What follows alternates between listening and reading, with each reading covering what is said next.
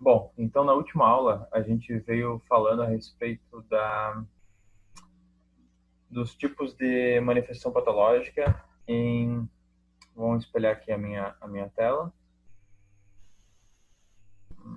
Aqui, share. Manifestações patológicas em situações como essa aqui, ó, como movimentação térmica, né? Deixa eu ver se tem alguém querendo entrar aqui. Tudo certo, beleza. Deixa eu só pegar aqui o chat para deixar aberto aqui do lado também, se caso surgir perguntas. Ó, tem alguém que ganha 300 mil. Para ganhar um valor significativo, tem que ter no mínimo 300 mil inscritos. Aí tira uns 3, 4 mil por mês. Já coloquei para gravar, sim. Obrigado. Legal. Buenas, gente. Então, assim, ó, a gente estava vendo a respeito de fissuras em paredes, principalmente, que são aquelas que mais aparecem dentro da construção civil. Qualquer movimentação dentro da tua obra, ela vai praticamente descontar tudo na parede. Por quê? Porque é o que a gente mais tem de área, né? O que mais tem de área é o que a gente vai conseguir, então, vai aparecer, então, nas paredes, né? O que a gente tem mais tem de área. Opa, agora tá normal, tá? Beleza.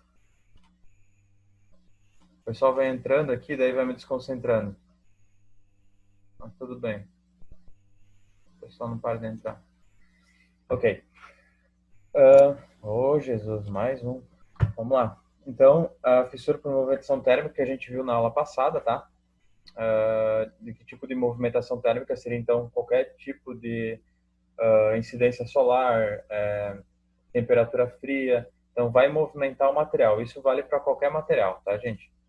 Então, a parede é o que mais tem dentro de uma construção, por isso é que ela sofre mais com isso, tá?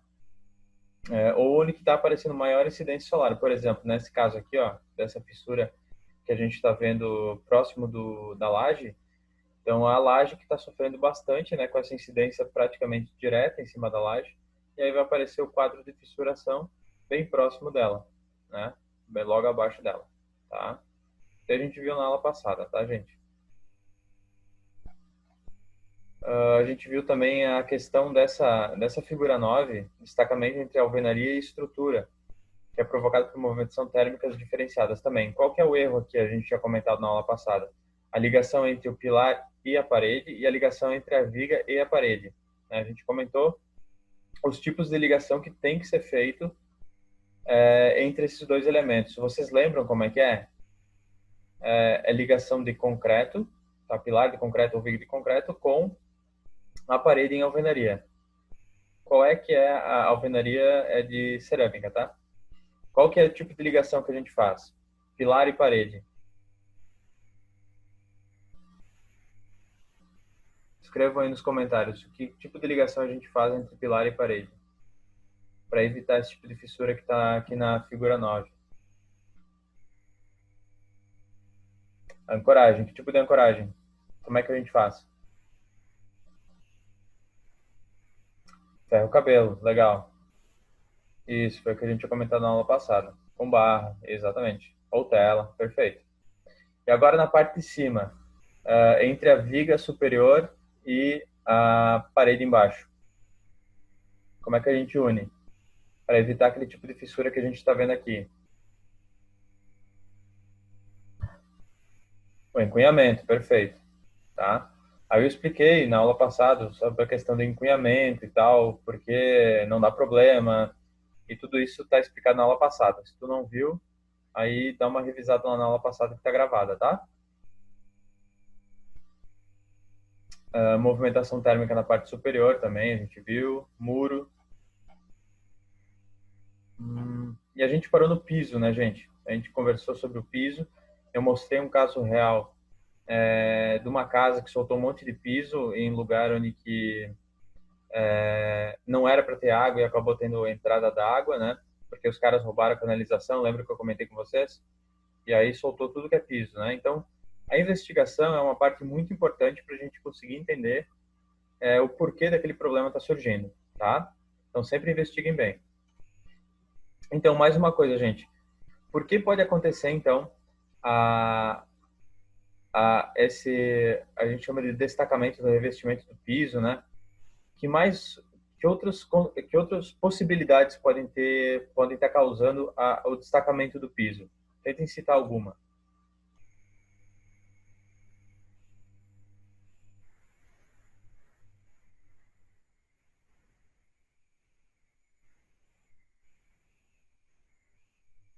O pessoal, assim, ó, o destacamento do piso. De que forma? Falta de junta. Legal. Então, pode ser uma possibilidade para estar soltando o piso. Então, lembrem que tem até o porcelanato com junta seca, que o pessoal comenta que praticamente não tem junta. Aí pode, mesmo assim sem junta, ela tem um percentual de absorção da água. Tá? Ele é muito, muito, muito pequeno, mas não é recomendado pela fabricante. Então é importante ter sim uma pequena junta, tá? Não tem um espaçamento. Isso, falta de junta, exatamente. Expansão por umidade. Isso, pode acontecer também expansão por umidade. Junta perimetral. Isso, essa junta perimetral que o Ricardo está falando é aqui próximo da parede. A gente chama de, quando é junta 90 graus, tá? Parede e piso, a gente chama de junta de, anotem isso, dessolidarização. Eu tive que falar 1000 vezes para conseguir acertar de primeira. Tem que falar 3 vezes, vocês não vão conseguir. E aí, então, esse tipo de junta de dessolidarização é uma junta que vai dividir a parede com dois S's. Isso, dessolidarização. Entre a parede e o piso. Então, essa junta, a gente acaba tampando ela quando a gente coloca o rodapé, tá? Muito importante para também evitar esse tipo de situação, tá? O acúmulo de dilatação, tá? Para que daí vai acontecer esse problema aqui. A argamassa errada no tipo de usar, onde colocar e não recomendada. Perfeito. O tipo de argamassa também é muito importante, né? Verificar exatamente qual é o tipo de argamassa que se está utilizando, para qual finalidade, se ela serve efetivamente para porcelanato, se não serve, né? Se é para interno, externo, tudo isso tem uma classificação. Então, o tipo de argamassa que tu vai utilizar, leia o rótulo dela, verifica o fabricante também a questão da utilização, e assim como o porcelanato também tem essa questão da utilização. Então, quando tu comprar o material, vai trazer junto com o material a questão do como fazer, tá? Principalmente piso de porcelanato, piso tradicional e argamassa tradicional. Argamassa colante, né? Então, AC1, AC2, AC3, argamassa colante 1, 2, 3, elas têm de que forma, onde utilizar, tá? Então, isso tudo tá com o fabricante. Falta de limpeza do contrapiso antes do assentamento. Perfeito. Pode também acontecer isso. Isso. A Carolina acertou. Dessolidarização com dois S. Tá, Jonas? Contrapiso oco também poderia desplacar a cerâmica. O que seria um contrapiso oco? Bruno, a vibração demais também pode ocorrer desplacamento?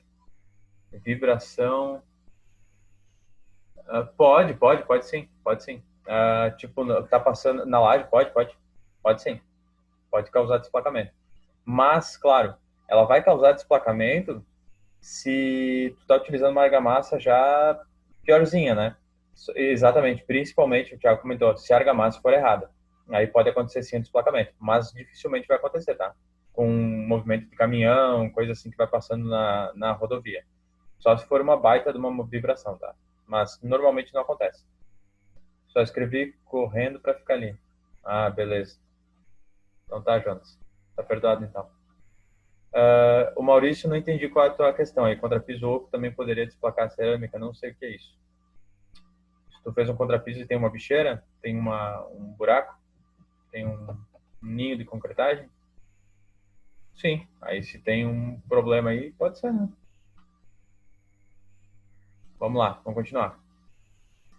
Aí, gente, a mesma questão que eu acabei de explicar para o piso, na questão de junta, a junta de dessolidarização, ela vale também para esse cara aqui, ó, para o forro, tá? Então, se não é feita aquela junta no forro, também separando a parede do forro, tá? Daí tu faz o roda-forro aqui, nas laterais superiores, para não mostrar essa junta, também pode acontecer esse tipo de fissuração, tá? A separação dos materiais, tá? O Osmar, o mau uso da argamassa pode causar despotamento. Perfeito, perfeito, Osmar.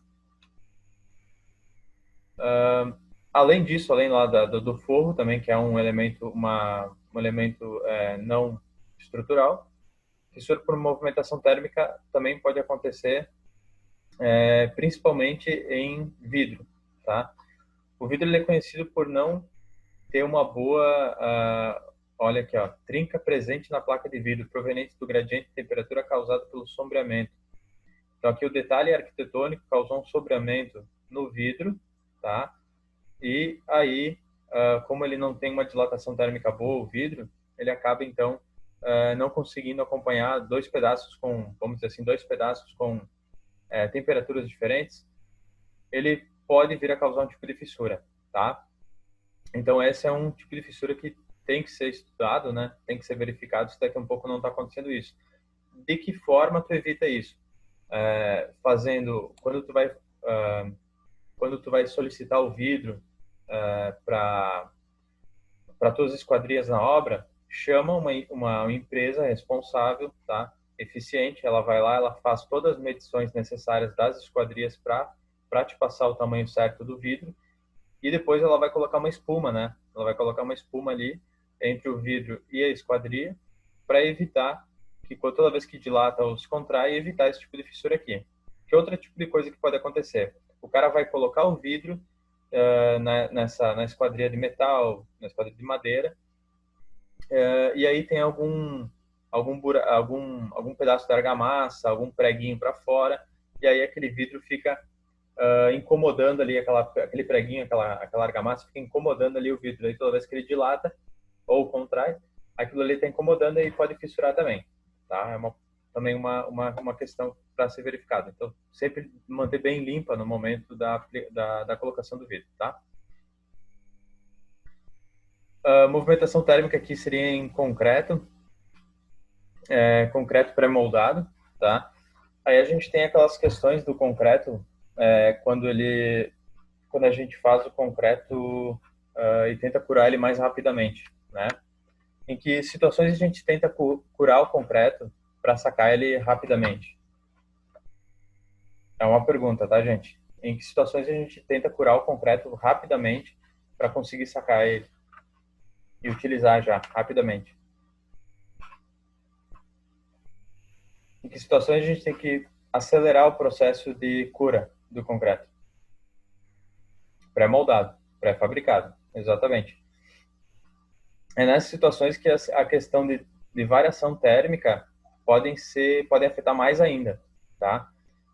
Principalmente em postes, tá? Postes e também qualquer outro tipo de situação pré-moldada de bloco pré-moldado, né? Pode sim acontecer de causar um tipo de fissuração, se não for feito bem a cura, essa cura acelerada, tá? Porque como é que o pessoal faz uma cura acelerada? Eles tendem a fazer o seguinte, ó, a aumentar a temperatura, tá? Para acontecer a cura, aumentar a temperatura e com umidade. Umidade é a temperatura alta.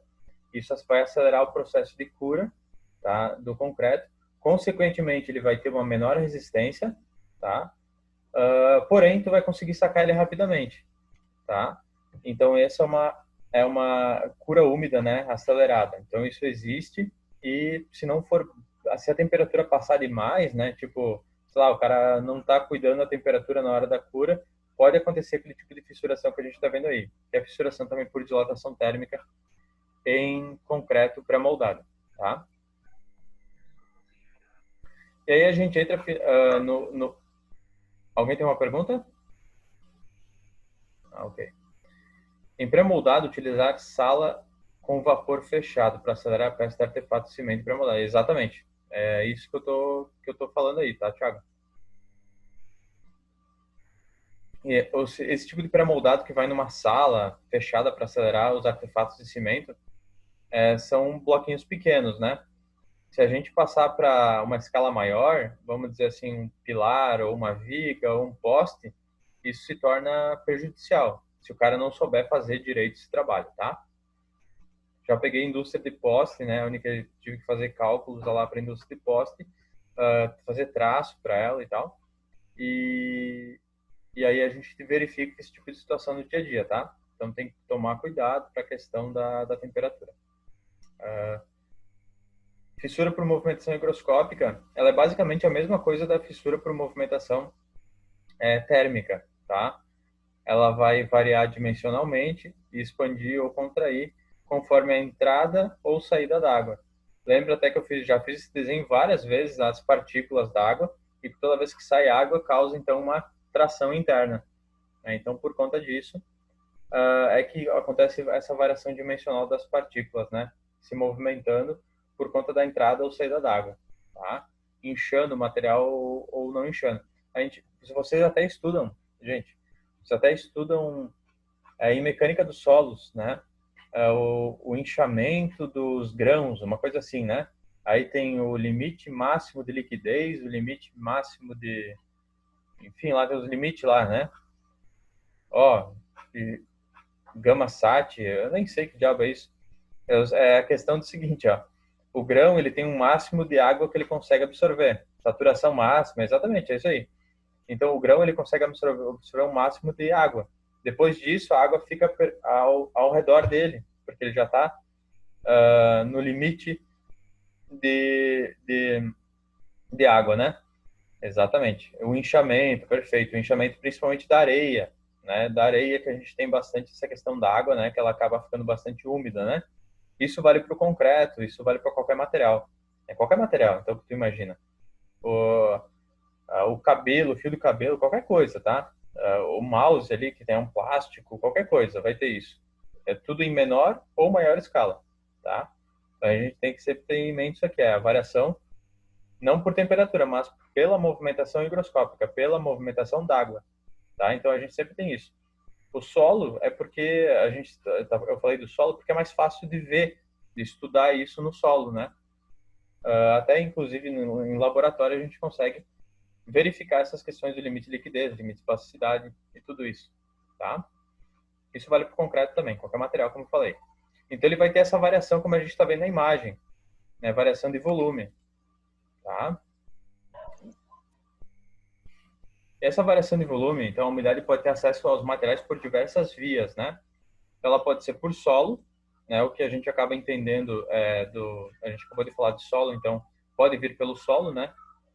Umidade do ar ou proveniente de fenômenos meteorológicos, chuva, umidade relativa do ar, né? Então, faça essa movimentação também. Da execução da obra. Então, de que forma, gente, a umidade proveniente da execução da obra? O que na obra a gente faz? Então, e acontece, então, a movimentação das partículas por higroscopia. O que seria na obra que a gente faz e causa umidade? Tudo certo, Alan? Tá perdoado. O subsolo seria, então, a questão da umidade do solo aqui, ó. Que tipo de umidade tem na obra que a gente acaba utilizando? Um banho, agora a gente pediu um X pra comer, mas a gente foi lá de tarde. A hora que eu tava cheio de serviço, daí no fim... Você está escutando aí também? Acho que ontem me deu umas coisas pro Quem é que tá pessoal falando fazer. aí? O horário dela daí, fotografar. Quem é que vai comer um X-salada aí? Muita coisa pra ela também, agora o Júlio por enquanto tá naquele que eu te falei, né? Nossa, velho, deixa eu pegar aqui, ver quem é que tá falando aqui, ó. Nossa, eu vou achar aqui, ó, vou achar rapidinho. Ó, Laís, ó. Ô, Laís. Fazendo aí, tudo certo? Muitas coisas. Eu vou ter que mutear. Vou mutar todo mundo aí. Eu acho que eu mutei todo mundo, né? Acho que agora tá mutou, né? Mutou, né? Beleza, então. Tá. Então. Aí ninguém mais escuta aí as fofocas, né?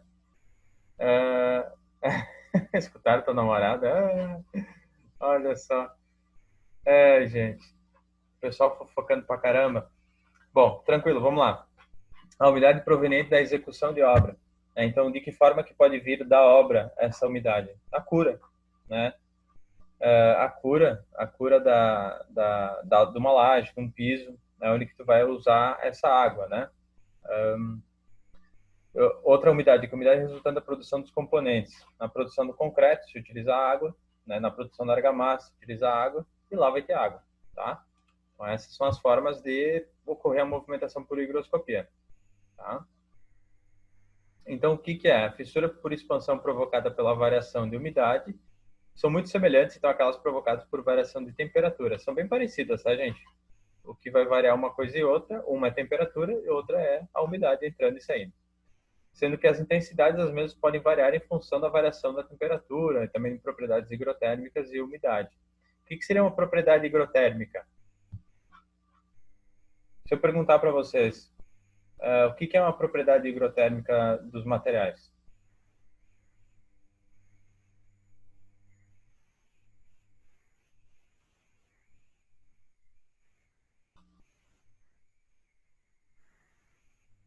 Quando é água e temperatura, é o quê? O que elas fazem? Entenderam que higrotérmica é água e temperatura, tá certo? O que seria uma... Variam, perfeito. Aí a gente está... Aí agora a Bruna juntando com o Maurício aí deu quase uma resposta. O material não se estraga quando a água se movimenta nele? Não. Ricardo, aquecimento da água na estrutura? Não. Não. A propriedade higrotérmica, a propriedade que cada material tem. Por exemplo, vamos pensar assim, ó. Se eu pegar uma material bem fácil de pensar, tá? Vamos pegar aí uma plaquinha de metal, tá? Se eu pegar uma plaquinha de metal e aquecer ela, colocar fogo e jogar água, sei lá, colocar fogo e jogar água, tá? Nela, o que que vai acontecer? Talvez ela dilate, sei lá, né? E se eu jogar água nela, talvez ela não movimente quase nada no metal, tá? Mas no fogo ela pode dilatar. Então a propriedade do metal, por exemplo, para a questão térmica, ele vai variar mais do que uma cerâmica, por exemplo. E enquanto que a propriedade higroscópica seria da absorção de água, ele vai variar menos do que um material cerâmico, tá? Então cada material vai ter propriedades de higroscopia, da movimentação por conta da água, e movimentação por conta térmica. Cada material tem diferenças, né? Cada material tem diferença em relação à temperatura ou umidade. Propriedades físicas, isso, as propriedades físicas do material, exatamente, tá? E os ensaios que a gente pode fazer. A gente pode fazer vários ensaios para determinar quais são as propriedades térmicas e também higroscópicas. A umidade causada pela variação da umidade pode manifestar de diversas formas. Aí a gente vê aqui um tipo, olha só. Então, esse primeiro tipo que eu estou apresentando, fissura vertical na alvenaria no canto do edifício, devido à expansão dos tijolos por absorção de umidade. Assim como pode ser também por variação de temperatura, tá? Então, que tipo de fissura é essa aqui, gente? O que o pessoal errou, tá? Qual é a profilaxia disso aqui? Qual é a profilaxia? Profilaxia. Qual que é? O que eu devia ter feito certo para evitar esse tipo de problema que a gente está vendo aqui? Por que isso está ocorrendo?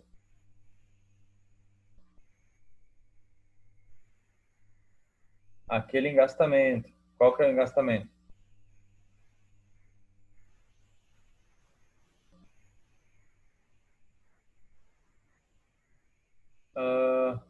Pilar alvenaria também. Aqui, ou pilar, ou parede, tá, gente? Pilar e alvenaria ou parede. Perfeito. Aqui, gente, começaram assentando os blocos pelos cantos. Olha só. Nesse caso aqui, gente, tá? Esse edifíciozinho de 2 pavimentos aqui, nesse caso aqui o pessoal fez, né? Eu sei porque da onde que eu busquei a imagem, né? Então eu sei exatamente o que é. Então esse caso aqui é mais comum, tá? Em casas, por exemplo, casas.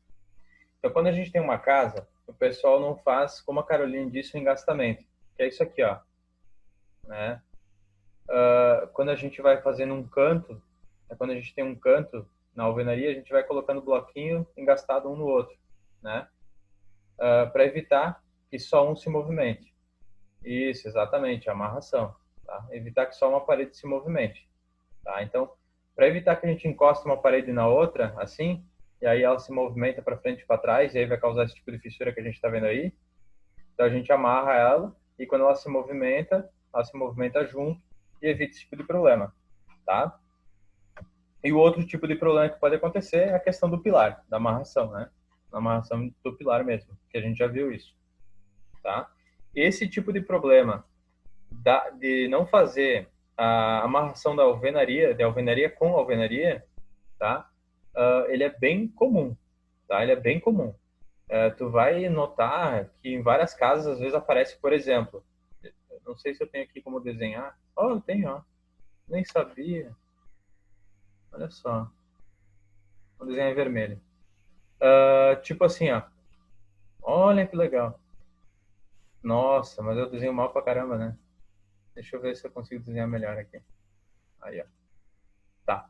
Aqui nessa parede aqui, tá, gente? Nessa parede aqui que a gente tá vendo aqui, que tem essa fissura aqui. Imagine que ela tá livre, né? A gente vai ter uma fissurazinha aqui, ó, bem no meio, tá? Onde que lá para dentro, o que que a gente teria? Tipo um banheiro aqui, ó. Então aqui a gente tem uma parede de um banheiro. Tá? Aqui tem, sei lá, o vaso aqui, a pia e tal. Então o que acontece? E aqui tem o chuveiro, ó. Perfeito, tá? O cara tá. Nossa, esse é o apartamento tamanho de um ovo. É. Então, o que a gente tem, gente? Essa fissura aqui, por exemplo, bem no meio, destacando exatamente onde está encontrando a parede, ela significa que essa parede ela não foi feita a amarração dela. Essa parte aqui não foi feita a amarração dela, né? Então, ela, toda vez que ela se movimenta, essa parede aqui, né? A parede, vamos chamar a parede de um. Essa parede um, toda vez que ela se movimenta, ela estoura essa parede aqui, que é a parede 2, tá? Então ela vai fissurar bem aqui no meio, por conta da falta do que a gente acabou de falar, da amarração, tá? Será que você... Ô, cara, fica ali, ó. Que coisa feia. Deixa eu apagar. Beleza? Só pra gente ficar bem claro. Isso já acontece bastante, tá? Bastante em obra. Bastante mesmo. Então, às vezes vocês vão visitar algum lugar e aí é bom vocês pegarem a planta baixa e tem uma fissura no meio da parede do nada, assim, tu não faz nem ideia do que é. Pega a planta baixa. Batata. Tu vai ver que tem uma parede ali. Tem uma parede do outro lado. Aí ela movimentou, fissurou, tá? Outra situação aqui, ó. Pessoal, perguntas. Opa, professor, isso é bastante comum em obra, já existente que recebe ampliação. Perfeito, exatamente. O cara quer fazer lá, ele não chama um engenheiro, ele não chama assim um pedreiro que tem experiência, e aí o cara vai fazer uma ampliação e dá nisso. Certeiro, certeiro. Verdade. O cara vai fazer uma garagem, vai ampliar para um salão de festas, ele só financiou lá pelo Minha Casa Minha Vida só um pedaço e deixou as vigas prontas para um novo pedaço, né? Isso é normal. É normal acontecer, infelizmente. Aí, nesses casos, gente, vai fazer tipo uma reforma. O que o cara faz? Ele não fez o engastamento, mas ele tem que fazer uma nova parede aqui do lado, encostada. O que ele faz? A gente não pode ir lá quebrar a parede do cara para fazer o engastamento, né? Ou pode? O que a gente faz? Para evitar esse tipo de fissura que a gente está falando aqui atrás, ó, que eu desenhei. Que é o mesmo caso desse aqui, tá? O que a gente pode fazer? É uma parede nova, ela vai ter que vir encostada, tá? Aí eu não posso, a princípio, eu não posso fazer amarração. O que eu posso fazer?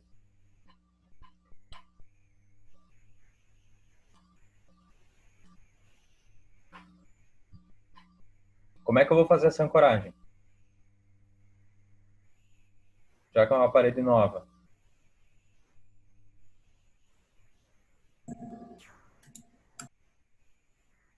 Alguém tem uma ideia? Opa, legal. Então a gente tem duas possibilidades, tá? Uma delas é fazer a ancoragem do meio tradicional, né? Realmente furar a parede com alguns ferros cabelo, tá? E inserir a armadura ali para dentro mesmo que for só uma parede de alvenaria, tá? E subir ela normal, com ferro cabelo ali. A segunda opção, talvez mais fácil, tá? Menos trabalhosa. A segunda opção é menos trabalhosa, acho que trancou um pouco. É passar uma argamassa mais flexível, é o tipo AC2 ou AC3, tá? Aí tu passa ali e faz a tua nova parede. Aí essa argamassa mais flexível vai conseguir absorver essas tensões. Repetir. Tá, vou repetir de novo. Deixa eu lembrar o que eu falei. Então pode ser duas formas, tá, gente? Duas formas. A primeira é fazer com que novamente tu faça aquele processo tradicional de pilar com parede, tá? De junção pilar com parede, que é ferro cabelo, tá? Só que como tu não tem pilar e parede, tu vai ter parede com parede, tu faz a mesma coisa, tá? Unifica as duas com o ferro cabelo, tá? Tu vai furar para dentro da parede, onde que vai receber a nova parede, e vai chumbar o teu ferro cabelo ali para dentro, tá? Um ferrinho de 5 milímetros, coloca aí, tá? Entre as fiadas das argamassas, tu vai fazer subir essa nova parede, tá? Essa é a primeira possibilidade, uma possibilidade mais rústica, vamos dizer assim, vai levar mais trabalho. A segunda possibilidade, mais fácil, talvez, mas talvez custe um pouquinho mais, é passar uma argamassa do tipo AC3, tá? E aí tu vai passar nessa parede uma argamassa do tipo AC3 e ela vai dar conta de absorver essas tensões, tá certo? Existem as duas formas, então. Uma mais tecnológica, vamos dizer assim, e a primeira mais rústica, tá? Pessoal, em 2 minutos vai cair a nossa aula, tudo certo. Eu vou ter que baixar a aula e processo tradicional, e depois toco de novo, tá? Fissura por movimentação higroscópica aqui por conta do tijolo mal seco, tá? Essa é uma questão difícil, talvez, hoje de acontecer, mas tomem cuidado se esse tipo de situação aparecer para vocês, é porque o fornecedor de vocês de tijolos, ou a indústria onde tu está buscando os tijolos, ela não está fazendo um bom trabalho em secar eles, tá? Então, se ela não está secando bem os tijolos, eles vão absorver bastante umidade, tá? Principalmente da argamassa, do ambiente, para suprir, então, aquela necessidade dele, porque ele não foi bem seco, e aí ele vai fissurar. Exatamente, pouca queima. E aí vai aparecer essas fissuras que demarcam, basicamente, os tijolos, né? Ao redor dos tijolos, vai demarcar, e o problema disso é a queima em déficit, né? Então, pouca queima, né? Uma queima ruim, mal feita, tá certo? Então, isso aí vocês vão ter que trocar o fornecedor. Não tem mais o que fazer, tá? Quebrar a parede, talvez, porque o tijolo ele vai continuar se movimentando para frente e para trás, para frente e para trás. Não tem solução. Ali isso tem realmente retirar o tijolo. Tá? Para tu retirar o tijolo, não tem algo bonito para se fazer, né? Não tem eu vou tirar tijolinho por tijolinho e depois eu vou conseguir montar de novo. Ah, tá. Quero ver tu pagar um cara para fazer tudo isso. Possível, né? Tu vai lá pegar, derrubar a marretada e vai tentar cobrar do cara porque o cara entregou um material ruim, tá? Coronavirus. Não tem nenhum produto aditivo no mercado para resolver? Não. Esse é um problema de esse é um problema da questão do próprio tijolo, né? O tijolo mal seco, tá? Então não tem como resolver isso, não. Aí não tem o que fazer. Ele vai continuar se movimentando. Beleza? Vai cair a aula e a gente volta já. Se vocês quiserem fazer perguntas, fiquem à vontade. Vocês podem fazer tanto por aqui, tanto pelo WhatsApp, tá?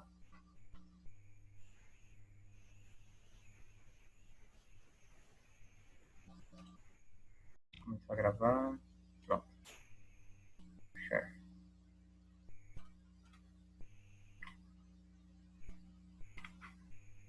Beleza.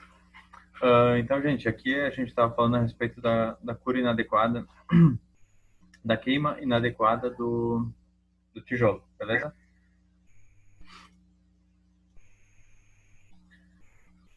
Essa aqui, gente, essa próxima aqui, fissura por movimentação higroscópica, é algo mais difícil de acontecer. Tá gravando, Thiago, obrigado.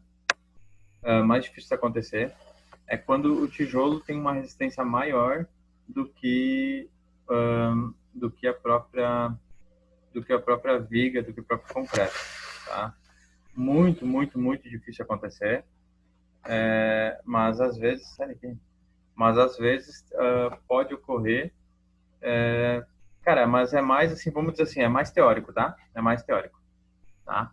Teria que ter um tijolo mais resistente. Eu já vi tijolo, por exemplo, com 90 megapascal, tá? Quando ele quebrava, parecia vidro quebrando. Então, existe, mas é muita idiotice, talvez, alguém colocar esse tipo de tijolo, né? Fissura por movimentação higroscópica, então, também pode acontecer principalmente na base da parede, tá? Na base da parede. Meu gato tá incomodando pra caralho aqui. Então, assim, principalmente na base da parede pode acontecer esse tipo de fissura.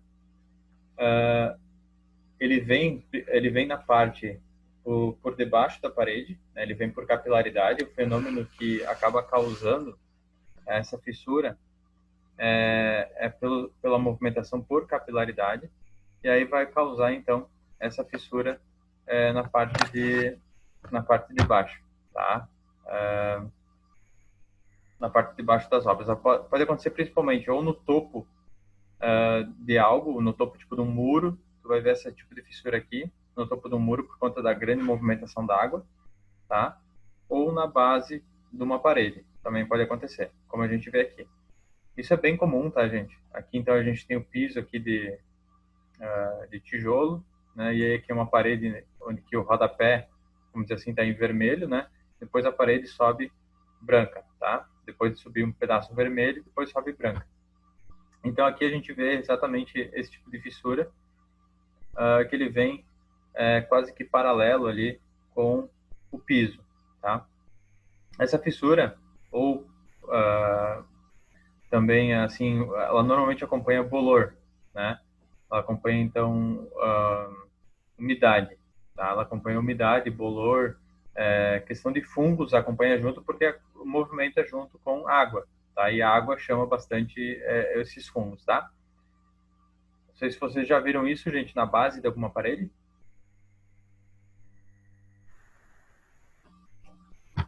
Sim, né? Exatamente. A gente vê. Até quantos metros ou até quantos centímetros vocês acham que esse tipo de fissura pode chegar?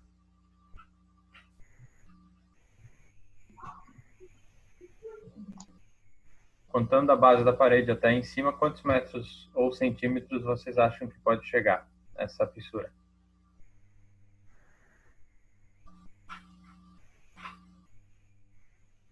As respostas são bem loucas, né? Ó, o Alan acertou, 1,5 m, tá? Então, mais ou menos até 1,5 m é onde que no máximo vai esse movimento por capilaridade, tá? Tem a ver com o fechamento dos poros, né?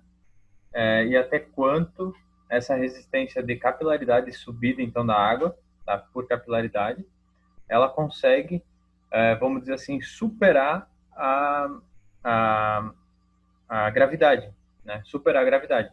Então, ela consegue superar mais ou menos até 1,5 m, 1,60 m, tá? Então, até ali, no máximo, ela chega e depois ela não tem como, ela só vai ficar se movimentando até 1,60 m, voltando, até 1,60 m, voltando.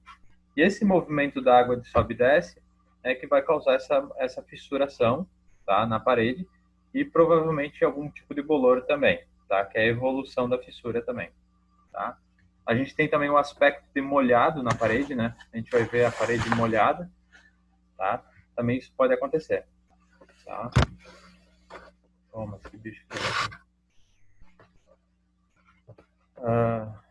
Vamos lá.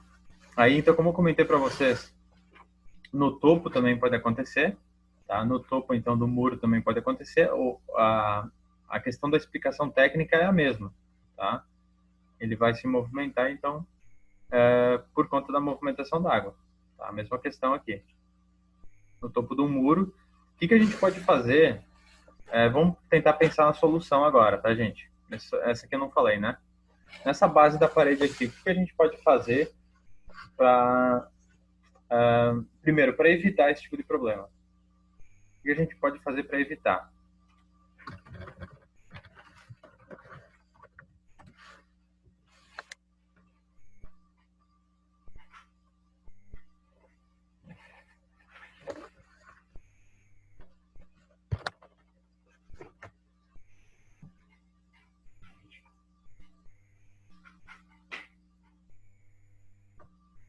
Passar impermeabilizante no baldrame. Legal.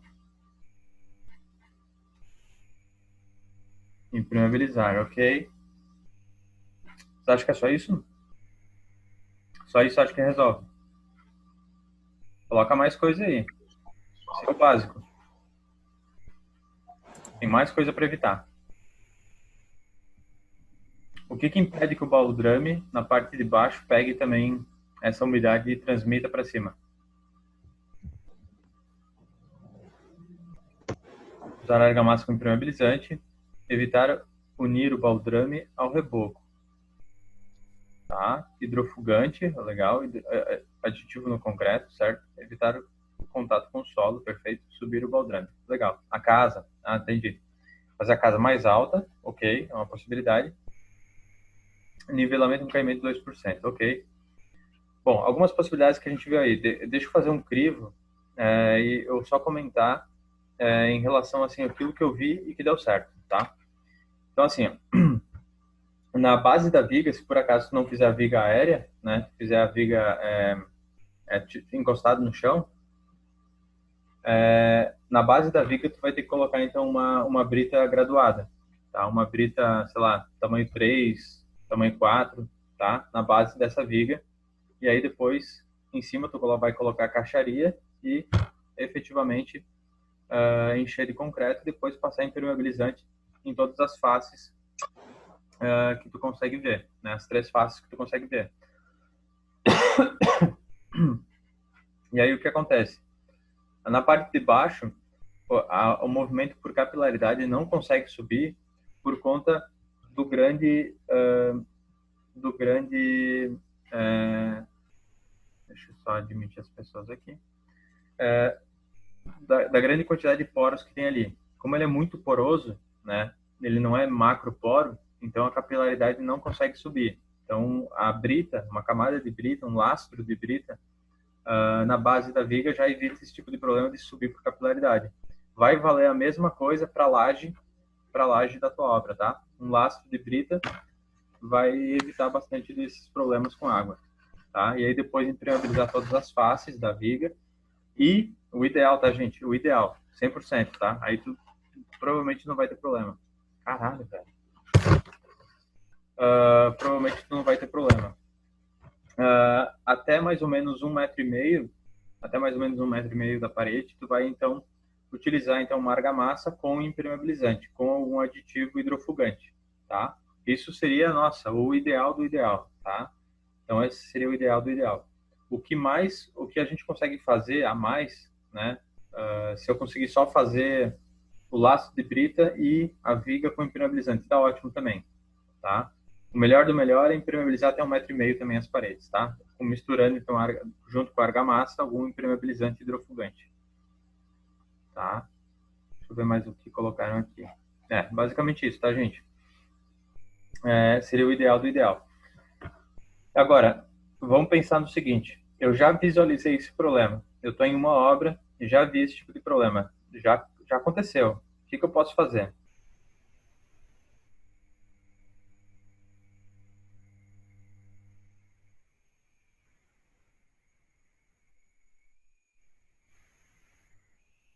Então, já ocorreu o problema. Qual é a minha recuperação? De que forma eu posso recuperar?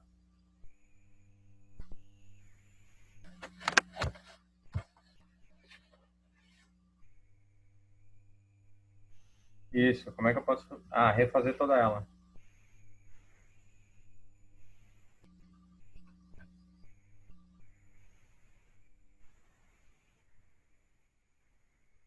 Refazer toda a parede? Vocês acham que não seria muito oneroso, talvez, refazer toda a parede? O que eu poderia fazer para ser menos oneroso? Quebrar uma parte, escorar e assim por diante, tá? É uma possibilidade. Daí eu vou explicar mais ou menos como é que se faz. Ô, Bruno, Oi? já teve um caso há muitos anos atrás que foi feito numa edificação, numa casa toda, foi quebrado uns 20 centímetros do reboco na parede e o contrapiso em volta. Aí feito uma argamassa de concreto com impermeabilizante para colar esse contrapiso novamente na parede e rebocado com impermeabilizante. Pelo menos resolveu, só que é um trabalhão para fazer na casa toda, né? Perfeito. Tu tá fazendo tipo uma separação ali do piso, filha da puta. Uma separação do piso é, com Com a essa, parede. com a parede. Isso Tá. foi refeito, quebrado e refeito tudo novo. Porque o contrapiso tinha ficado um pouco acima do nível da primeira fiada de massa ali. Uhum. Interessante, bem interessante. Foi Uh, oneroso, mas funcionou. ficou bom. Legal. Obrigado pela contribuição, Robson. Assim como o Robson comentou, tá perfeito, tá, gente? Pode ser, é uma solução boa. Uma solução um pouco mais barata, talvez. Com a mão de obra vai sair mais cara, né? Talvez também. É como a Caroline comentou ali, ó. Quebrar uma parte, escorar e assim por diante. Sem escora, tá? A gente vai quebrar. Então, imagina que dentro da minha mão tem toda a parede, tá? Entre os meus dedos aqui, bem no meio da parede, eu vou iniciar quebrando só um pedacinho, quebrando só um pequeno, umas 3 fiadas, vamos supor assim, 3 fiadas de tijolo, tá? E ali eu vou refazer a impermeabilização da viga na parte de baixo. Vou colocar uma fiada de argamassa de assentamento impermeabilizante, vou assentar um tijolinho, de novo uma argamassa de impermeabilizante, assento outra argamassa de impermeabilizante, assento e fecho esse pedaço. Quebro mais um quadradinho, vão lá 3 tijolinhos por 3 tijolinhos, então um quadrado mais ou menos de 3 por 3, e vou fazendo assim toda a base da parede. Então, fazendo impermeabilização na base da viga e utilizando uma argamassa impermeável entre as fiadas, tá? E a união das faces também das fiadas. Então, essa é uma forma bem onerosa, vamos dizer assim, de tempo, né? Mas questão de dinheiro não vai te custar muito, não. Essa é uma possibilidade. A possibilidade que o Robson comentou também é legal. Acho que o Thiago comentou. É exatamente isso, basicamente isso que eu comentei, né, Thiago? Essa forma aí, né? Sempre se começa do meio para as laterais, tá, gente? Isso, o Thiago também pensou da mesma forma. Professor, e se lixar ou passar novamente reboco? Não dá. Tá? O reboco, ele não vai conseguir tapar essa movimentação da água. A gente tem que impedir que a água se movimente por dentro da parede. Então, como é que a gente pode fazer isso? Dá para fazer o seguinte: dá para tentar impermeabilizar as paredes, tá? Então, retirar toda a argamassa e utilizar uma argamassa com hidrofugante nas duas faces, tá? Ou impermeabilizante, hidrofugante, enfim, algum repelente da água, tá? Nem sempre funciona, tá? Nem sempre funciona. Por quê?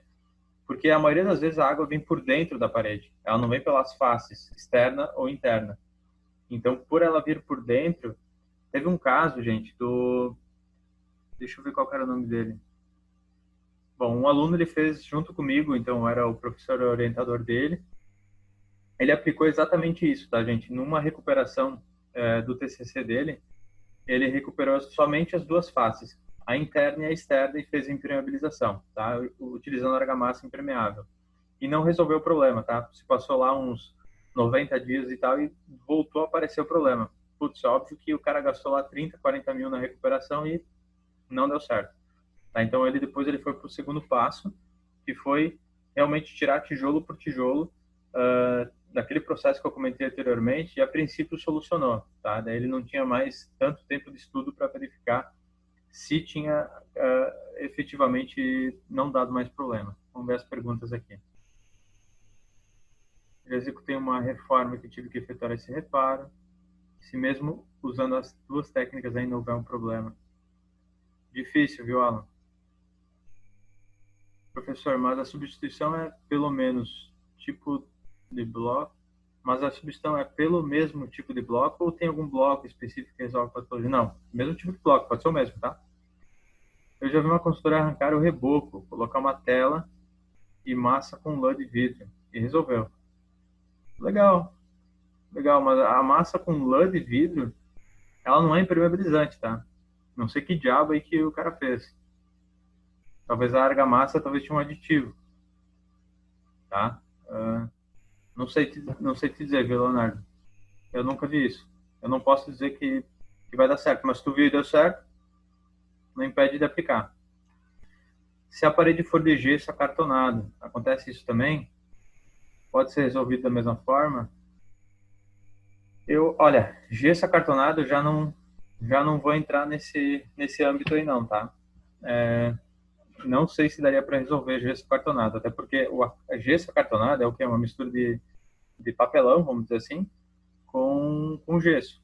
Então, no momento que está úmido, se ela não for aquele gesso acartonado que é preparado para a umidade, no momento que está úmido ele estoura, né? Aí tem que substituir todo o gesso acartonado. Eu acredito até que ele não é encostado direto no chão, né? Ele deve ter uma separação, algo assim. Não sei muito bem, nunca trabalhei com gesso acartonado, gente. Tá? Pode ser resolvido, não sei. Não sei, aí teria que verificar exatamente com quem trabalha.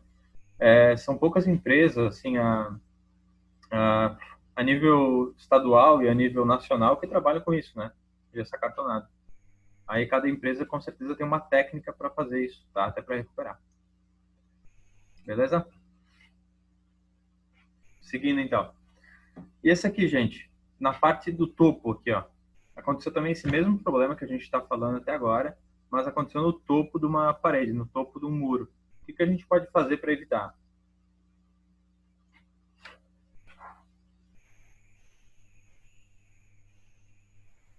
O Alan aí já prevê o futuro, né? Calha metálica, fazer uma calhazinha aqui na parte de cima, né? Uma pingadeira, Então, o que a gente pode fazer? Em toda a parte de cima, visto em planta baixa, a gente pode utilizar uma pedra, tá? Pode ser uma pedra, pode ser zinco, tá? Na parte de cima, visto em planta baixa. E no corte, a gente verificava isso aqui, ó. Então, toda ela... Nossa senhora, esse corte aqui tá um horror. Jesus. Vamos de novo. Vamos pro corte. Draw. Draw, esse aqui. Pronto. Então, o corte teria que ser assim, utilizando a pingadeira, né? Então, esse aqui é o corte, esse aqui é a planta baixa. Eu adorei desenhar. Fiquei rufo, perfeito. O nome certinho é rufo. Então, o nome disso aqui seria um rufo na planta baixa, né? A gente está vendo ela. E o corte seria, então, utilizando a pingadeira.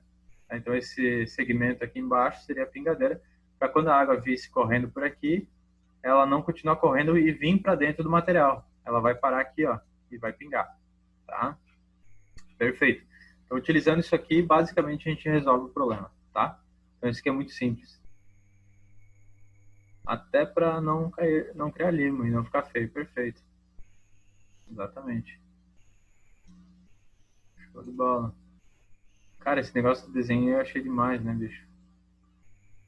De granito, alumínio, exatamente. Dá para utilizar vários tipos. Então aqui a gente vê um caso real, uma movimentação higroscópica no topo de uma alvenaria, né? Então ele estoura tudo mesmo. Movimentação higroscópica, destacamento da argamassa e componente da alvenaria. Pode ser tanto do movimento do tijolo, como eu tinha comentado anteriormente, do tijolo mal seco, né? Ou pode ser também da argamassa que tenha muita umidade. Tá? Uma argamassa que foi feita errada, tá? Uma argamassa ruim, né? Vamos dizer assim, mal feita, pode também causar esse tipo de problema. Aí é o problema erro no traço. Também não tem o que fazer, tem que arrancar e fazer de novo. Outra questão aqui, gente. Próximo, então, das esquadrias, né? A gente sempre tem um movimento no movimento da água, né? Como a gente vê aqui, ó, a água está se movimentando, sempre escorrendo pelas paredes. Se vocês começarem a notar, quando vocês andarem por aí, dá uma olhada. Pode ser na casa de vocês, pode ser no edifício próximo de vocês. Se um edifício que não é novo, tá? Tu vai começar a olhar ele, e aí tu vai ver que próximo das esquadrias tem uns pontos mais escuros, principalmente perto das esquadrias aqui na parte de baixo, onde vai escorrendo a água. Tá? Então, o que é isso? É mofo, né, gente? É mofo que acontece por conta de tá feito errado, né? O peitoril aqui da janela tá feito errado, tem uma inclinação errada, tá? Foi feito de forma errada. E aí o que acontece é que a água sempre vai escorrer pelo mesmo ponto. Por estar escorrendo pelo mesmo ponto, os fungos, né, vão se instaurar aí para se alimentar, né, para crescer, para fazer sua famíliazinha ficar feliz. Aí toda vez que a família fica mais feliz, fica mais contente, aumenta de tamanho, né, vai criando então fissura, vai criando tipo um caminho d'água. Aí vai começar a criar fissuração, tá? Então onde tem mofo vai aparecer fissura, tá? Então primeiro a gente vai começar a ver nos prédios, por exemplo, uma mancha escura próximo das janelas, é um mofo. E com o passar dos anos vai começar a aparecer a fissura, vai começar a deteriorar a parede, vai começar a aparecer mancha de umidade para dentro da casa, e assim por diante, vai piorando a situação, né? Deteriorando então o teu patrimônio, tá? Então isso por conta do peitoril que foi feito de forma errada. Bruno, uma pintura adequada e de qualidade também ajuda a evitar esse problema com água? Sim, ajuda, mas a pintura ela tem também um prazo, né? Ela tem um prazo de 2, 3, acho que 3 ou 4 anos no máximo, né? É mais ou menos o tempo que as construtoras estão dando aí de prazo, né, para pintura, tá? 3 ou 4 anos no máximo, tá?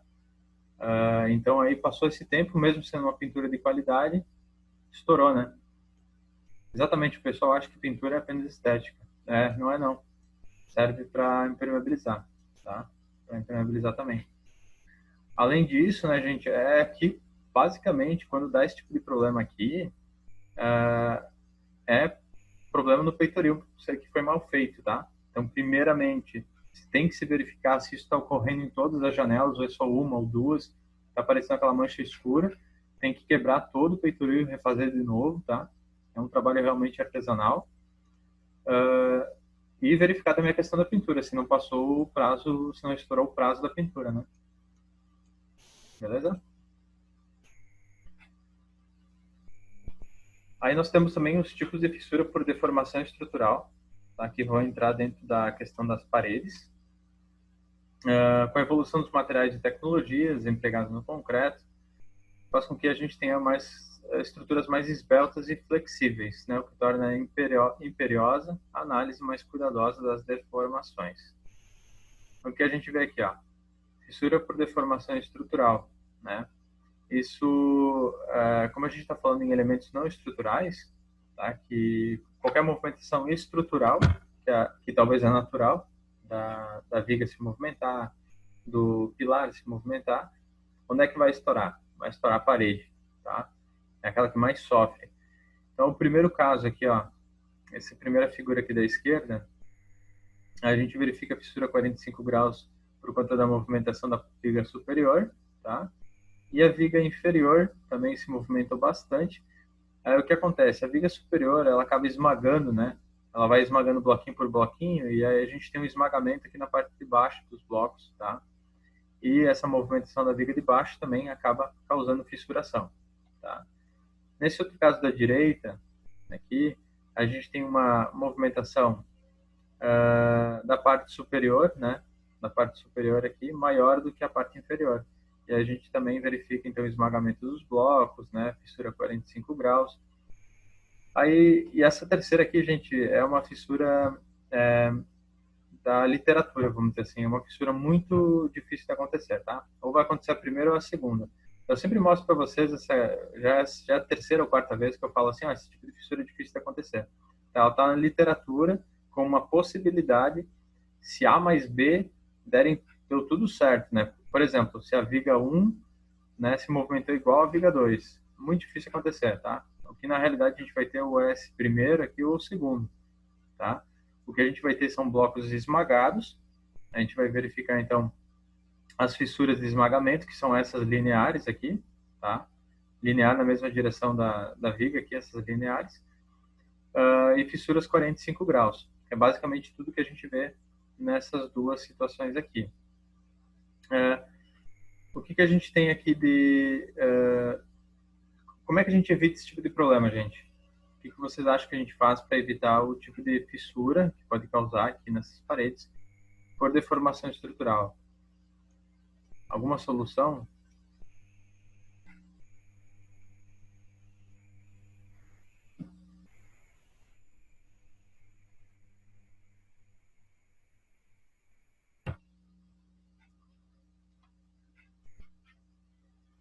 Então, gente, o que aconteceu aqui? As vigas se movimentaram, né? E a gente teve essa fissuração. O que a gente pode fazer para evitar isso?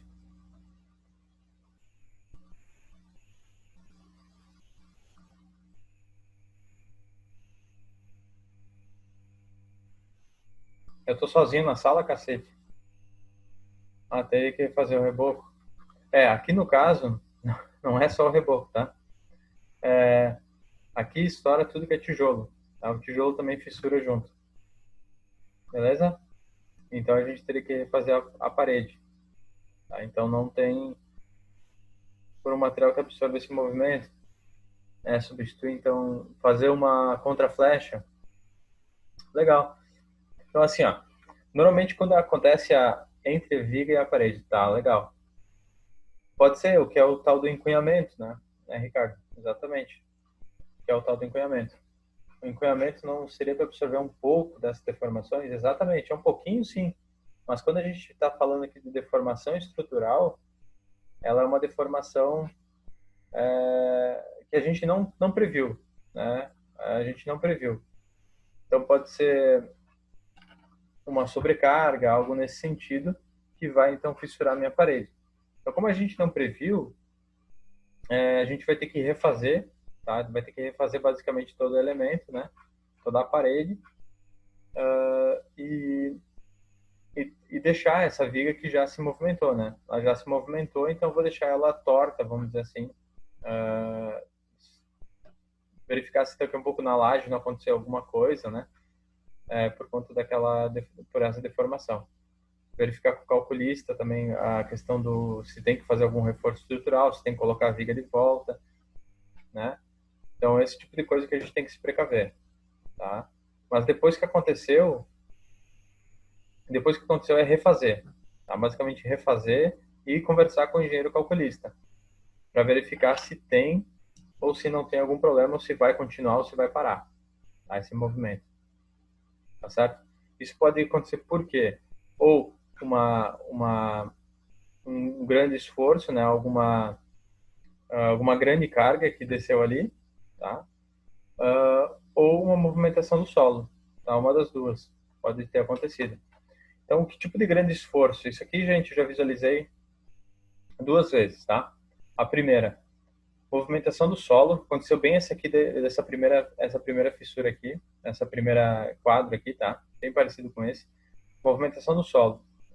O pessoal estava fazendo uns 10 blocos Minha Casa Minha Vida, e do lado tinha, então, vários terrenos de casas, né?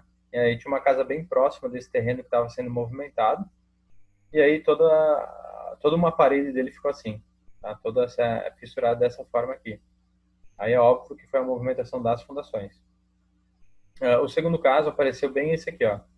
Essa segunda caso aqui, ó. Por mais louco que pareça que eu vou falar para vocês, aconteceu, tá? Eu estava conversando com um arquiteto. Aí o arquiteto é um arquiteto antigo, né?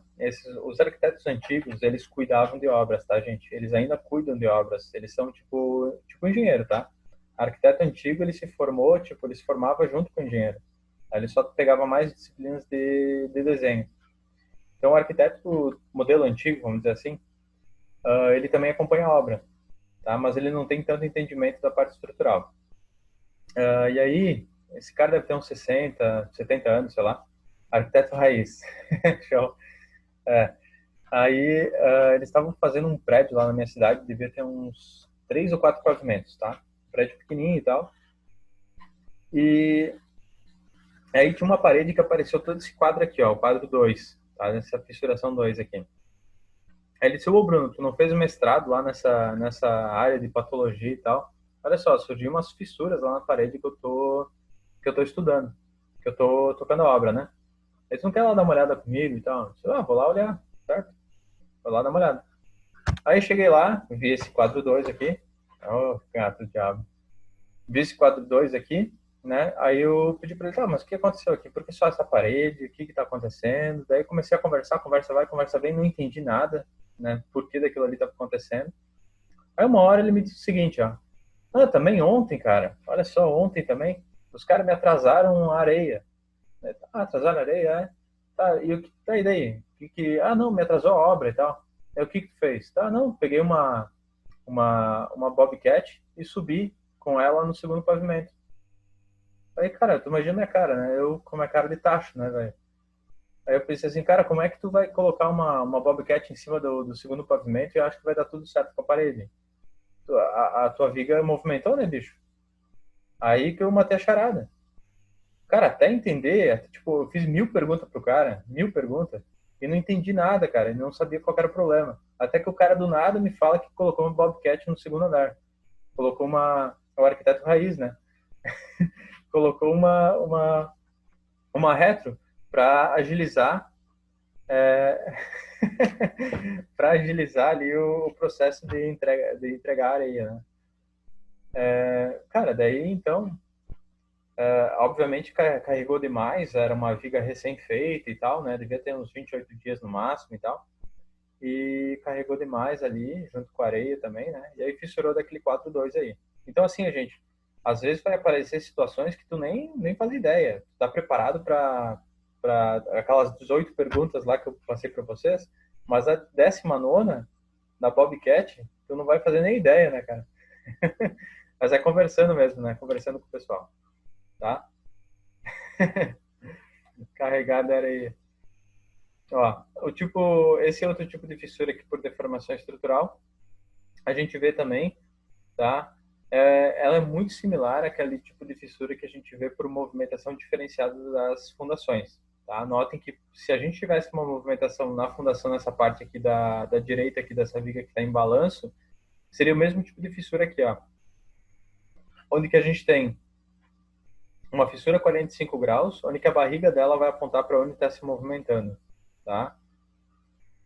Então tá bem simples aqui de ver. Então é uma fissura por falta, basicamente, da armadura negativa na parte de cima, né, que não está suportando, então, essa carga na parede. É tipo isso aqui, ó.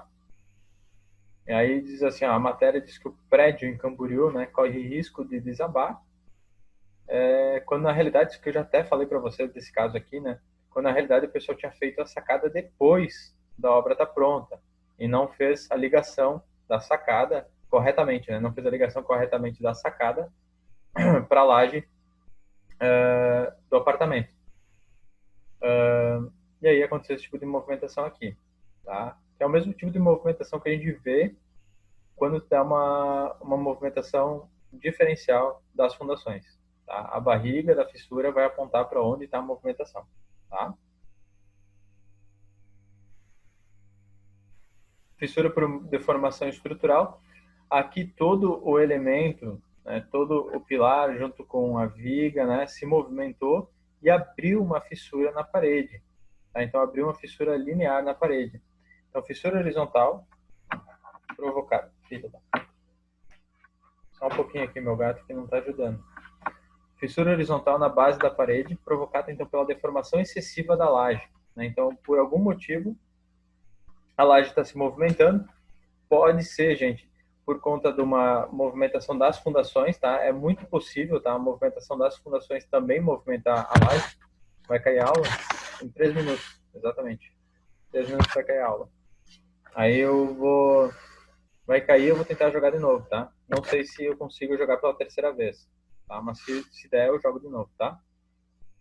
Aí, Movimentando a laje, pode ser por conta, então, tipo, a gente tem duas fundações aqui, né? Um pilarzinho, viga, sistema viga-pilar, e aí se movimenta um para baixo, um para cima, a gente pode ter esse movimento aqui e aparecer esse tipo de fissuração na parede, tá, gente? É uma fissura horizontal na base da parede provocada pela deformação excessiva da laje.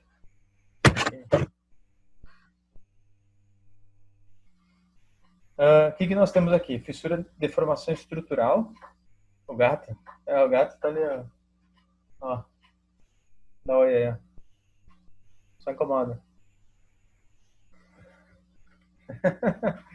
Só incomoda. Tem uma outra que é bem tranquila, né, cara? Tem uma outra que é bem tranquila, nem aparece. Essa aqui só incomoda, cara. Só se roça aqui, só enche o saco. Aqui, essa aqui é deformação estrutural, por conta, então, da abertura que a gente faz nos elementos. Então, caralho. Por conta da abertura que a gente faz nos elementos. Então, por exemplo, numa janela, numa porta, a gente tem esse quadro de tensões. Notem aqui esse quadro de tensões numa janela, numa esquadria, tá? E agora notem numa porta também. O que a gente tem, a gente consegue verificar é o seguinte, ó, que o somatório das forças, note aqui, ó, 2.12 aqui no topo da porta, tá? E aqui 2.12, também 2.54 aqui numa das laterais. O que a gente tem é que a resultante dessas tensões vai ser uma 45 graus aqui próximo aqui da esquadria, né? 45 graus próximo da esquadria, que é a resultante do topo com a lateral aqui, tá? Ao mesmo vale que os picos estão próximos dos cantos, por isso que a gente tem então aquela fissura 45 graus saindo da lateral das esquadrias, tá? Então, porque a gente consegue desenhar então um quadro de tensões aqui das esquadrias, tá? Ó, esse tipo de tensão aqui, não o primeiro, tá, gente? O primeiro aqui tá até escrito aqui, ó, fissuração teórica, não é essa, tá? É esse tipo aqui, ó, fissuração típica, real, nos cantos das aberturas sob a atuação das sobrecargas. Então, é o que a gente normalmente vê. Ela pode ser linear, 90 graus, tanto para horizontal quanto para vertical. Ela pode ser, normalmente ela tá 45 graus, tá? A aula vai cair e vou tentar retomar de novo, tá?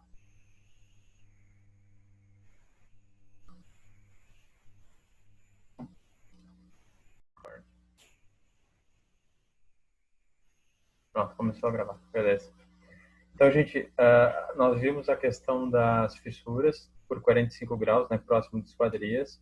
A minha pergunta é, como é que a gente faz para evitar esse tipo de fissura?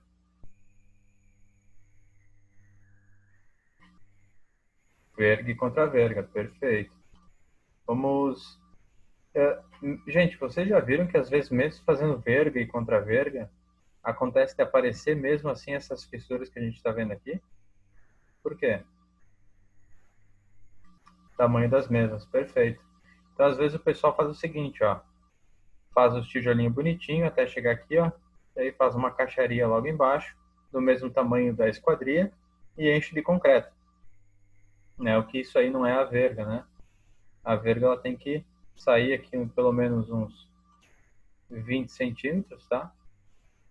Uns 20 centímetros para fora. Porque, como vocês viram, gente, a força maior atuante, ela tá aqui, ó. Deixa eu pegar aqui tá aqui, ó. Onde que tá a força maior atuante? Nas laterais, né? Então, ela extrapola somente para baixo. Ela também vai para os lados, né? Então, tem que fazer isso aqui, ó.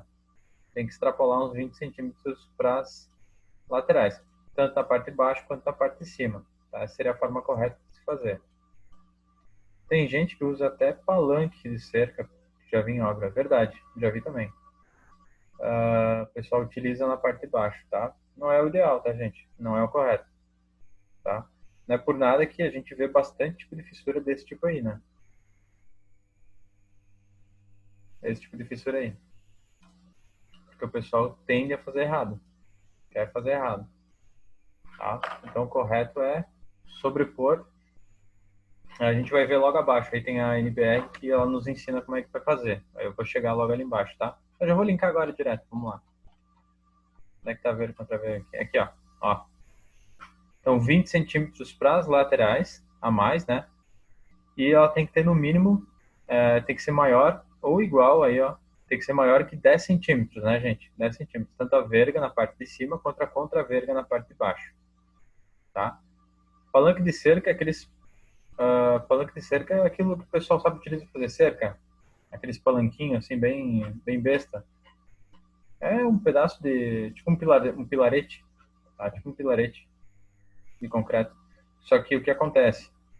Ele tem armadura, deve ser 5 milímetros, tá? Uma armadura de fio de cabelo, assim, passa 4 armaduras por dentro. Às vezes se passa, né? Depende do produtor. E não é o ideal, tá, gente? Tem que fazer tipo um concreto armado aqui embaixo. Não é o ideal. Vamos voltar aqui para cima. Opa. Aí, ó. Tá, então a solução para cá é fazer a profilaxia, né? Seria fazer então a verga e contra-verga. No caso de Bruno, já foi feito, né? E aí já tem esse problema. E qual é a solução agora? A solução depois que já causou o dano. O que eu posso fazer?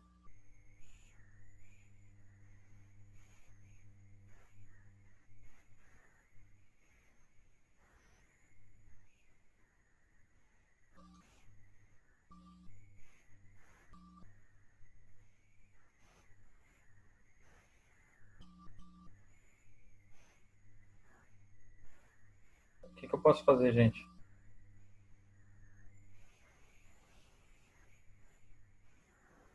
Ô Henrique, eu não sei o que tu fez de errado aí, tá? Tem que dar uma olhada no teu zoom aí. Deve ter alguma configuração aí que só eu tô aparecendo. Então, gente, o que eu posso fazer depois que já apareceu a fissura? Ela já apareceu 45 graus aí. O que eu posso fazer para resolver o problema? A fissura já apareceu. Eu estou numa obra, visitei uma obra, já tem essa fissura 45 graus. Vende a casa. O que eu posso fazer aí de solução?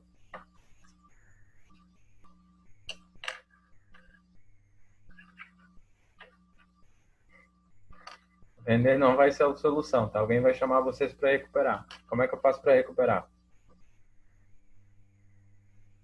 É mais simples do que vocês imaginam.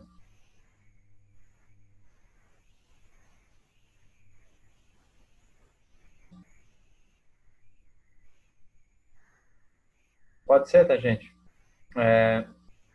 Pode ser o que o Maurício falou. Refazer o elemento, tá? É mais oneroso, tá? Vai ser mais oneroso refazer. É uma solução mais barata. Isso. A massa, não a massa corrida, tá?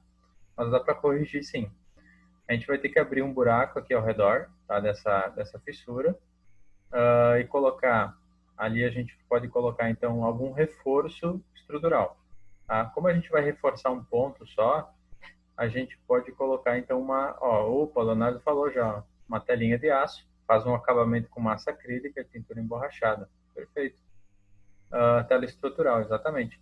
A gente vai arrancar esse reboco, depende até onde vai essa fissura, se ela entrou para reboco, emboço, se ela chegou no chapisco, se ela chegou talvez até no tijolo, depende, tá? Tem que ver até onde ela entrou, essa fissura, abrir até lá, até onde ela entrou essa fissura, aí depois eu vou preencher vou colocar essa tela estrutural, tá? É uma tela de aço, nada mais do que isso, e tu vai prender essa tela de aço com prego, tá?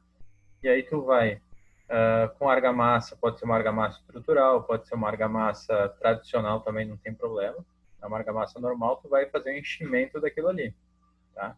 Encher aquilo ali em cima daquela telinha metálica, aí tu vai para o acabamento, daí com massa acrílica, pintura emborrachada, tá? A pintura emborrachada vai servir para, se por acaso ainda tiver algum movimento, ela tentar pelo menos segurar um pouco, tá? E aí, obviamente, tu não vai conseguir fazer a pintura emborrachada só num ponto. Vai ter que refazer a pintura de toda a parede, tá? Então não vai ficar igual. Então é óbvio que tudo esse tipo de coisa é oneroso, né? Acaba sendo oneroso, tá? Então essa seria a possibilidade mais, vamos dizer assim, menos onerosa, tá? Custa menos dinheiro, tá? De reformar. Essa outra aqui, gente, fissura por deformação estrutural. Acontece principalmente quando a gente tem um descarregamento de uma viga ou de algum elemento estrutural, tipo o telhado, tá? Em algum ponto onde não está preparado para receber carga, tá? Por exemplo, aqui, segundo que a gente tem aqui uma flechinha para baixo e tal, é uma carga que está vindo ali pontualmente, tá? E está descarregando naquela parede, tá? Então pode ser uma viga descarregando em cima de uma parede, tá? Isso pode acontecer, é normal, em casa e tal. O que tem que se fazer aqui, se tu não vai fazer uma viga, é fazer um reforço estrutural aqui nessa parte, na parte onde que tem então o descarregamento, né? A gente faz tipo na parede a gente faz tipo uma laje de concreto, sei lá, um pedaço de concreto aqui, feito todo de concreto, tá? Se não quiser fazer o sistema, fazer um pilar ali para descarregar, tá? Então tem que se fazer um bloquinho de concreto aqui para dentro, tá? Para receber esse ponto de aplicação de carga, tá? E, serve também para telhado, tá? Notem que no telhado, quando o pessoal vai apoiar então o sistema do telhado, eles colocam também um ponto, um grande ponto, deixa eu dar uma desenhada aqui, um ponto então, onde que ele enche de concreto aqui, tá? Para reforçar a parede, tá? E, ao invés de fazer direto o pilar aqui embaixo, tá? Então a possibilidade 1 ou a possibilidade 2, fazer um enchimento de concreto aqui na parede, tá? Para evitar esse tipo de fissuração que a gente está vendo aqui. E acontece direto também, tá? Direto o pessoal quer fazer uma ampliação, quer colocar fazer uma sacada, alguma coisa nesse sentido, e vai apoiar as vigas onde não deve, tá? Direto na parede vai aparecer esse tipo de fissuração que a gente está vendo aqui, um esmagamento nos blocos de tijolo da parte de cima e a irradiação da força, né? O que a gente vê então essas irradiações aqui uma fissura de irradiação, tá? A partir do ponto da força, beleza? Isso é bem tradicional também de aparecer. Então, o que a gente tem, só voltando aqui, o que a gente tem que fazer nesses casos é realmente retirar, fazer um reforço aqui estrutural, tá? Daqui pode ser o número 1, número 2 que eu falei anteriormente, o pilar ou aquele reforço de concreto. Um dos dois, tá? Dá para se fazer. E aí, obviamente, reformar o que foi danificado. Só isso. Não tem muito o que refazer, tá? Não tem muito o que ficar jogando aqui. Ó, fissura por deformação estrutural. Fissuração típica da alvenaria causada por sobrecarga vertical. Tá? Tem caso, gente, teve um caso que eu acompanhei, não foi bem assim, tá? A fissuração foi mais assim, ó. Deixa eu mostrar para vocês. Aqui, ó. Um outro caso que eu acompanhei foi esse caso aqui, ó. Um caso bem parecido com esse aqui, ó. Tá? Perdão, esse aqui. Esse aqui. Bem parecido com esse aqui, né? Então, o que aconteceu? O pessoal tinha feito... Deixa eu ver se eu tenho foto disso. Eu devo ter, tá? Eu devo ter, mas... Bom, deixa eu primeiro explicar aqui. Então, o que acontece? O pessoal tinha feito, como eu falei anteriormente, aquela viga que apoiou direto em cima da parede, tá? Ele não apoiou direto em cima da outra viga. Deixa eu ver se eu me explico aqui, se eu me faço entender. A viga de baldrame, certo? Aqui é a viga 1 de baldrame. E a viga 2, ela estava aqui, ó, flutuando. Flutuando na parte de cima, tá? E aqui tinha parede, aqui tijolo, e aqui tijolo, tá? Certo? O sistema mais imbecil que eu já vi na minha vida. Então, o que acontece? A viga 2, aqui vamos chamar ela, a viga 2 estava descarregando, obviamente ela estava em quê? Ela estava em balanço, apoiada sobre um pouco de tijolo, tá? E que esse pouco de tijolo estava o quê? Todo esmagado, podre, tá? Todo esmagado, passando para essa viga 1 aqui. Tá? Então, as artes, gente, que a gente vê no dia a dia, é muita loucura, né? Talvez o cara fazer a união aqui, ó, com concreto, fazer uma viga um pouco maior, fazer chamar de viga 3 aqui, uma viga 3 maior aqui, une tudo, o arquiteto raiz, o cara fez um pedaço de tijolo apoiado aqui na, tipo, a parede, assim, descarregando em cima da parede essa viga. Então, obviamente que deu problema, né? Então, nesse caso aqui, era um caso de movimentação, obviamente, da estrutura, fissurou toda a parede, né? Fissurou de um quadro bem parecido com esse aqui que eu estou apontando aqui, que eu estou desenhando em cima, né? Então, o que se fez aí nesse caso? Tá? É um pouco diferente, tá, gente? Nem, nada do que eu expliquei até agora foi o que eu fiz. A gente pegou aqui, ó, tijolinho por tijolinho, tá?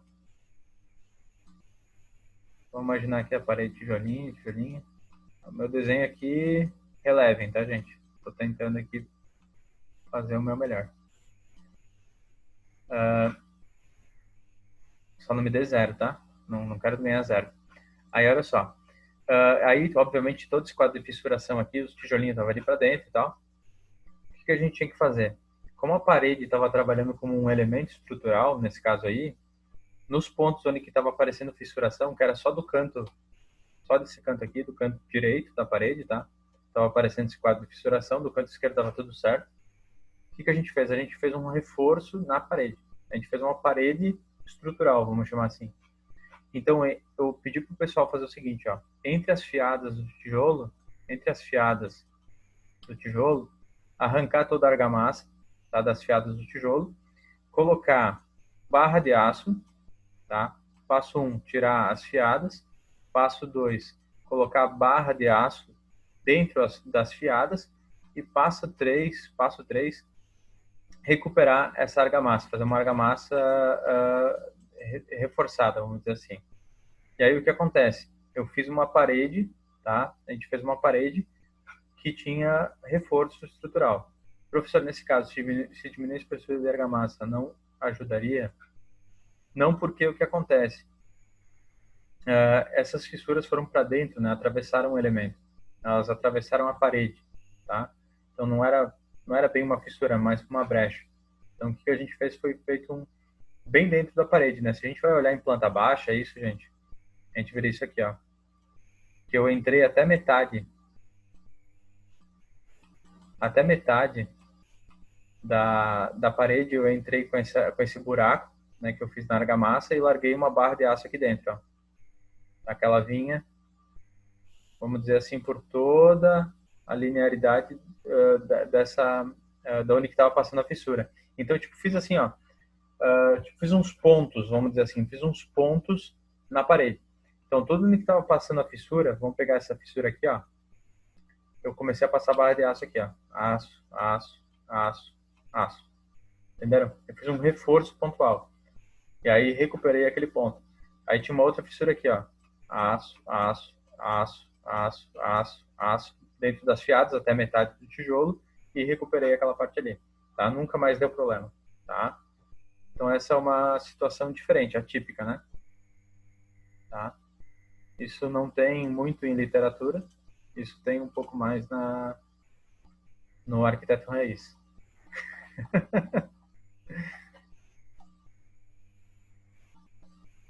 Outro tipo de fissura que a gente vai ver aqui, fissura em telha de fibrocimento, tá? É uma fissura também que não tem nada a ver com estrutural, e provocada pelo excessivo aperto da fixação. Então, quando o cara aperta demais o parafuso aqui, pode acontecer então a fissuração na telha de fibrocimento, tá? Só questão para a gente saber que existe, tá? Pode estar acontecendo alguma infiltração, alguma coisa nesse sentido, e pode ser por causa disso, tá? Se utilizar a telha de fibrocimento, cuidar com isso. Então, fissura por detalhe construtivo, né? Falta ou deficiência dos elementos de ligação entre a alvenaria estrutural e a estrutura, falha da execução do encunhamento, que a gente já viu, e falta de verga ou contraverga. Então, a gente entra com a NBR 8545 como justificativa para tudo isso que a gente falou e para verificar exatamente aquilo que a gente retratou até agora a respeito de ligações, que são importantes assim entre o sistema viga pilar com bloco de tijolo, tá? Lembrando que se a gente troca o bloco de tijolo por bloco de concreto, a gente tem que mudar também o tipo de ligação. Isso eu já falei na aula passada, eu acho que nessa aula também já falei alguma coisa a respeito disso. Então não vai ser o mesmo tipo de ligação que a gente está vendo aqui, tá, gente? tiverem dúvidas, podem perguntar. Então aqui, por exemplo, o pilar está unindo a essa parede de tijolo, né, por meio dessa barra aqui, que é uma barra, então, que o pessoal até comentou com ferro cabelo e tudo mais. Então aqui a gente tem uma especificação de como é que teria que ser. Entrar no mínimo 10 centímetros para dentro do concreto, né, e para dentro da fiada de parede entrar no mínimo mais ou menos aí uns 50 centímetros. Tá? Essa é o que a NBR 8545 nos recomenda. Bloco de concreto seria o de alvenaria estrutural? Sim, sim. Dá para se utilizar para alvenaria estrutural, tem bloco de cerâmica e tem o bloco de concreto, tá? Aqui nesse caso aqui é o sistema viga pilar com fechamento em tijolo, tá? Em tijolo cerâmico. A gente pode ter o sistema viga pilar com fechamento em bloco de concreto, tá? Que não é estrutural, tá, gente? Bloco de concreto não é estrutural. Aí a ligação não vai ser essa aqui, vai ser ligação com AC3. Fissura por detalhe construtivo, obra com mais de um pavimento, né? O prazo mínimo é 7 dias para realizar o encunhamento, aquilo que a gente tinha falado, tá? Após o levantamento da parede superior. Então, o que a gente faz? A gente levanta a parede até e espera pelo menos uns 7, 15, até mais tempo. Quanto mais tempo a gente esperar, melhor. Tá? A gente levanta a parede e não encosta ela na viga. Tá? Só depois que a gente vai pensar em encostar ela na viga.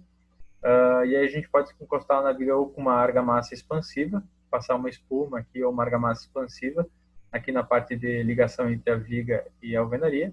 É uma opção que a NBR 8545 nos dá. Ou fazer depois com pré-fabricado, como aqui também dá outra opção. Ou a terceira opção, então, fazer então esse encunhamento, essa ligação na parte superior, com bloco de tijolo também, colocado a 45 graus, como a gente vê também feito pela norma. O encunhamento mais ou menos quantos centímetros? Tem norma? Tem sim, é isso aqui que a gente está vendo, viu, Caroline? Esse aqui é NBR 8545, e ela está dizendo aqui, o encunhamento nesse caso do tijolinho a 45 graus é 150 milímetros. Nesse caso do pré-moldado é mais ou menos 80 milímetros. E no caso do espuma expansiva, argamassa expansiva, mais ou menos 30 milímetros, tá? Tá bem pouquinho aí que deixa para fazer o encunhamento. E aqui a gente já viu, né, a questão da fissura por detalhe construtivo, da questão da verga e contra-verga. Dúvidas, gente? A gente finalizou aí a nossa aula, tá? Se vocês tiverem dúvidas, perguntem agora. Ou calem-se para sempre.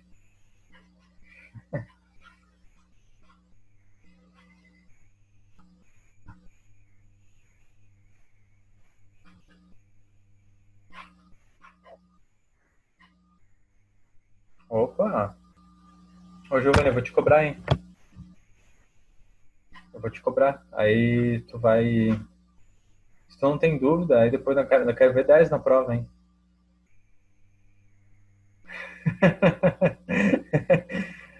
Esse material tá no portal? Sim, todo o material tá no portal. Tá dentro da apostila e tá dentro do... Também tem as aulas em PowerPoint. A aula gravada, obviamente, ainda não tá. Eu vou ter que passar para o YouTube para depois passar para vocês. Essa aula aqui de hoje. Professor. Sim?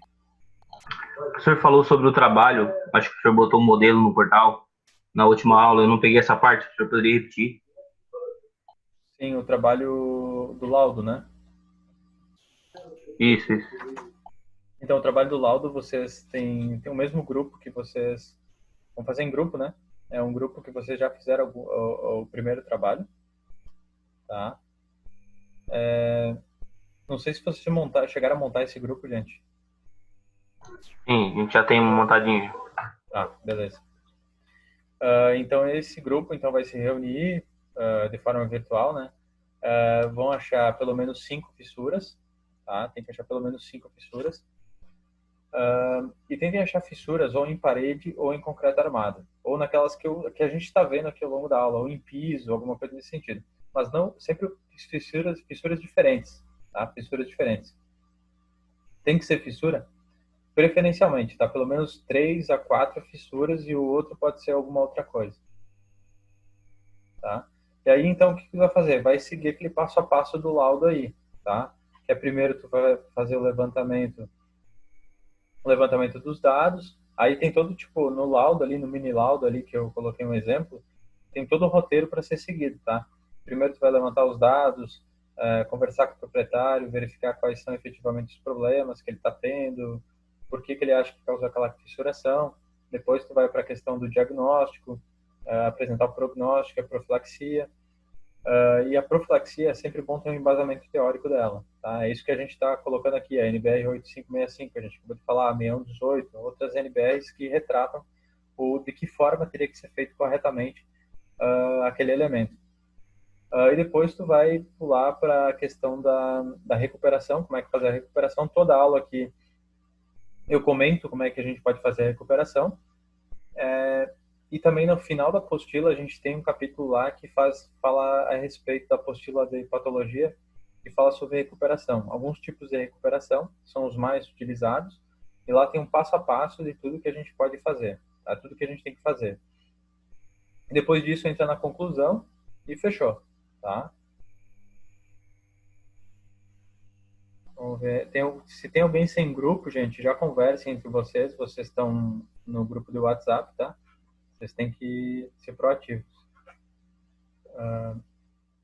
Quantas pessoas? 4 ou 5? 4 ou 5, exatamente. 4 ou 5. 300, você acha que é o filme? Se eu não me engano, eram 4. Tá. 4 ou 5, então, tá, gente? 4 ou 5. Para quando é a entrega? Bah, aí tu me pegou, bicho. Vamos colocar para semana.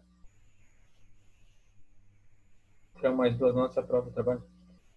Em relação a notas, né? Bom, vocês têm o... Vamos escrever aqui, ó. 23 de junho, o professor falou. Obrigado, Samuel. Obrigado. Então, vamos manter 23 de junho, que é um prazo bem bom, né? Bem bom.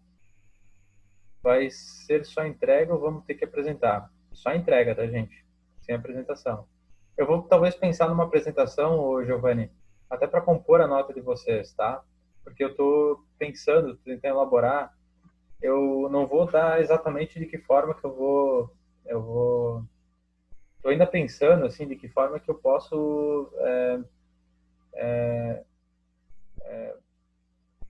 dar nota para vocês, né? De que forma que eu posso avaliar vocês. Então a gente teve uma prova, né? Nos avaliar. Obrigado aí, tava faltando a palavra.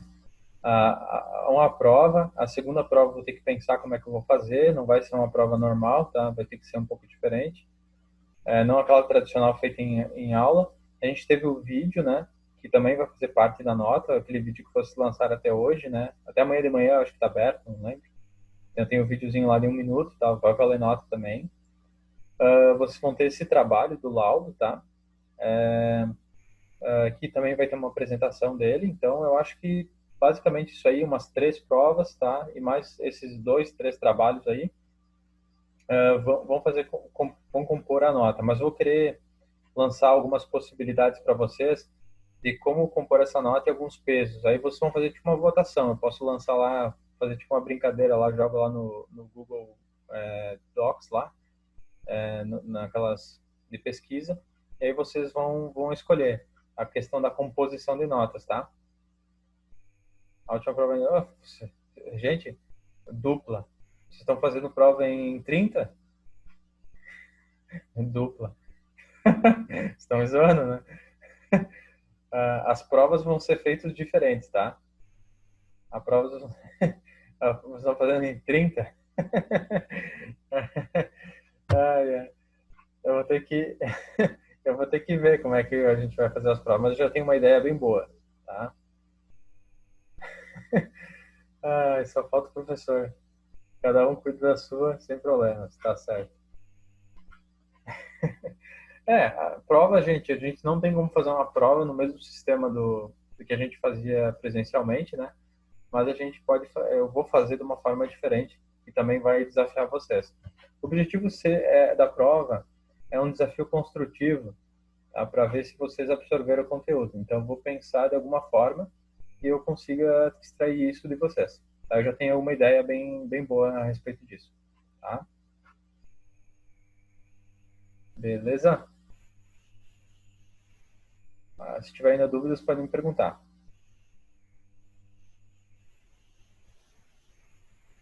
Então era isso, gente.